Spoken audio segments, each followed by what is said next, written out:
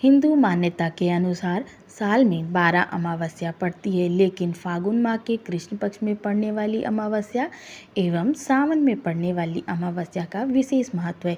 साल 2023 में दूसरी सोमवती अमावस्या 17 जुलाई 2023 दिन सोमवार को है। इस दिन पूजा के साथ कथा भी करनी चाहिए। आइए श्रवण करें सोमवती अमावस्या व्रत की कथा। एक गरीब ब्राह्मण परिवार था। उस परिवार में पति पत्नी एवं उसकी एक पुत्री भी थी। उनकी पुत्री समय के गुजरने के साथ साथ धीरे धीरे बड़ी होने लगी। उस पुत्री में बढ़ती उम्र के साथ सभी स्त्रियोचित सगुणों का विकास हो रहा था। वह कन्या सुंदर, संस्कारवान एवं गुणवान थी, परंतु गरीब होने के कारण उसका विवाह नहीं हो पा रहा था। एक दिन उस ब्राह्मण के घर एक साधु महाराज पधारे। साधु उस कन्या के सेवा भाव से अत्यधिक प्रसन्न हुए। कन्या को लंबी आयु का आशीर्वाद देते हुए साधु ने कहा कि इस कन्या के हाथ में विवाह योग्य रेखा नहीं है। तब ब्राह्मण दंपति ने साधु से इसका उपाय पूछा।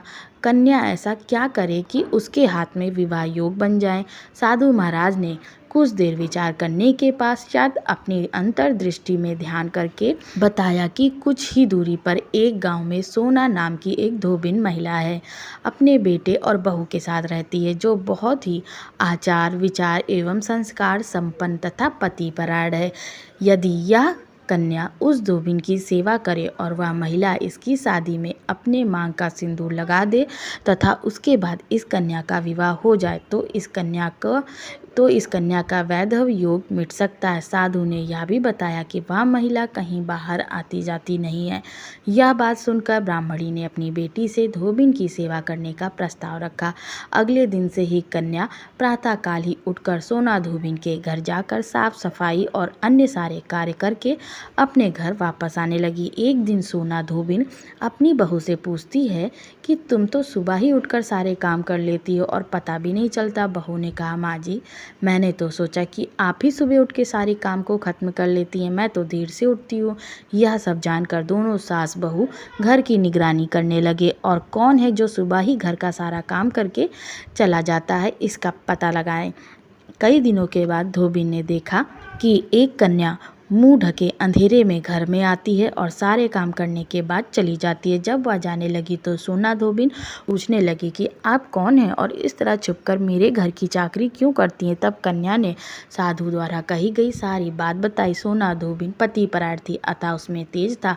वह तैयार हो गई। सोना धोबिन के पति थोड़ा अस्वस्थ थे। उसने अपनी बहू से अपने लौट आने तक घर पर ही रहने को कहा। सोना धोबिन ने जैसे ही अपने मांग का सिंदूर उस कन्या की मांग में लगाया, सोना धोबिन का पति मर गया।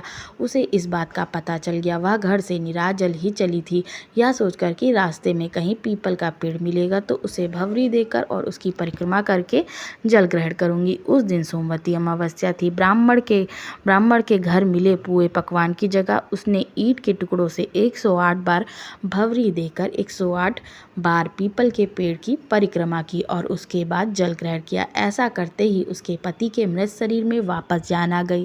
धोबिन का पति फिर से जीवित हो गया। जय सोमवती अमावस्या की।